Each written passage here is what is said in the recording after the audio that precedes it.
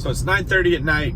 I'm driving home. Been in the office the whole day, talking almost the whole day. Don't have much of a voice.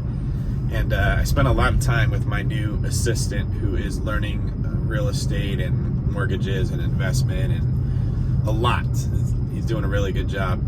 But he's being stretched in new ways. And it's very obvious that his strengths are to drill in and focus on one thing. And in his new role, he's really forced to process several things at one time and triage and prioritize. And sometimes you do things one way when you have enough time to do it, and other times you do the best you can. And that's really how life works. You know, if anyone who's out there is a parent, I'm not a parent, but you can't always be the perfect mom or dad for your kids. Sometimes it's, hey, these are microwave burritos, this is what you're gonna eat.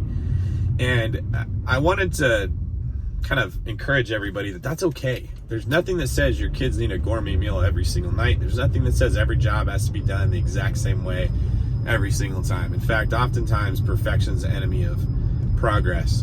And as I'm driving home and I'm like, God, this is exhausting, you know, there's a piece of me that loves it, that loves this challenge. And I always tell people, you really got to fall in love with the process of becoming great. It's easy to fall in love with greatness. Everybody wants to be great. We all want to be the best. But the people who are really successful are the ones that fall in love with the process of becoming great. They don't just love the body, they love the workout. And I want to remind everybody out there who's doing the same thing, who's being stretched in different ways, who's exhausted, who just feels like, I don't know how much longer I can do this. That's what feeling great is like, or becoming great is like. That's what the process of greatness is. It's being stretched. It's knowing I can't do this. And then letting a part of you bounce back and say, well, then I'll change and I'll adapt and I'll come back so I can. My new assistant's mind is being reformed, and he doesn't know it right now. But he's going from being very rigid to very flexible. And he's gonna be a complete bad ASS. I'm telling you, like, I have a lot of faith in this kid, but he doesn't think it right now, because this is the first time he's ever had to go through the process of becoming great. And I know it's not just him. I know a lot of people out there in the same thing. You're learning a new skill. You started a new job.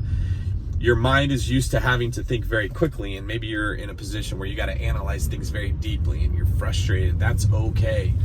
When you're not feeling that, when you're not being pushed, when you're not being pulled, when you're not being stretched, that's when you should be worried. That's when things are going bad for you, and that's when you're not going to be succeeding. When you are feeling that, have faith that things are going to work out.